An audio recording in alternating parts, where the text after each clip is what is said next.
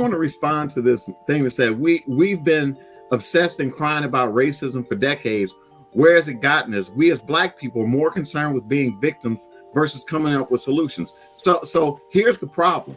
We can't solve this problem. We didn't create racism in America. We can't solve racism in America.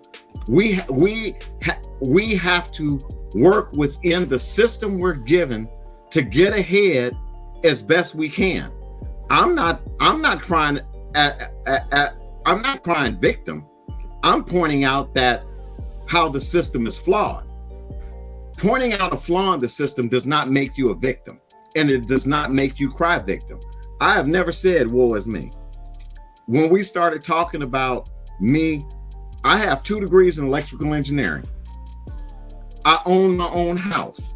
I own my own business. I'm not a victim, and I'm not crying about people being racist. I'm glad that the white nationalists are showing who they are. I know who to stay away from now.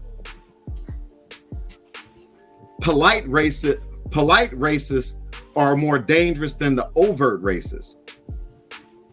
The polite racist that smiles in your face and then goes and stabs you in the back is more dangerous than the guy who will tell you, I don't like you.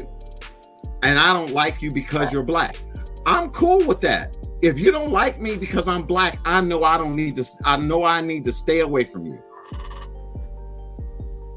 So I just wanted to address that message that came across with us being obsessed and crying about racism.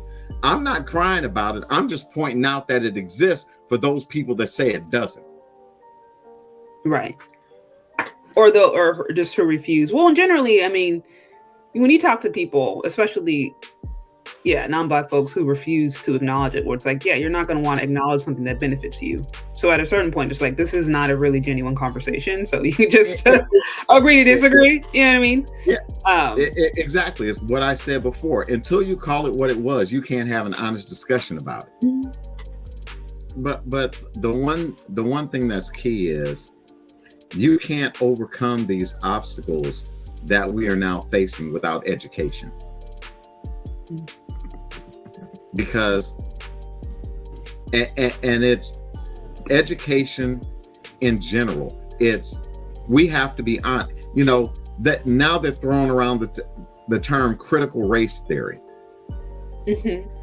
Critical, and they say don't teach it in our schools. Well, critical race theory was never one of those things taught, and is not one of those things taught in K through 12. Yeah. Right. I never heard of it. And when I was in different AP classes and stuff. I never came up once.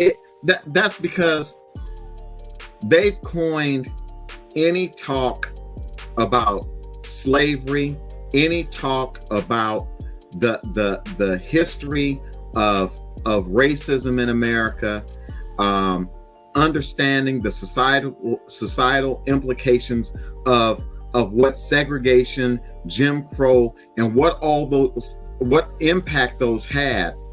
That's critical race theory to them, because they say it's teaching their white kids to hate themselves. I've heard that. Yeah, I've heard that. And that's where it's just like, look, having an honest conversation about what happened doesn't mean that it's teaching about hate. It's just acknowledging a fact. And now if you feel guilty about that, that's something you got to work out. But it's like, if this happened, it happened. And the goal of teaching people what happened is not necessarily to make people feel guilty. It's to educate them so we don't repeat those things that were done in the past. Mm-hmm. No, absolutely. Yeah. The great quote is, those who don't learn or ignore history are destined to repeat it. Right. Yeah. Yeah.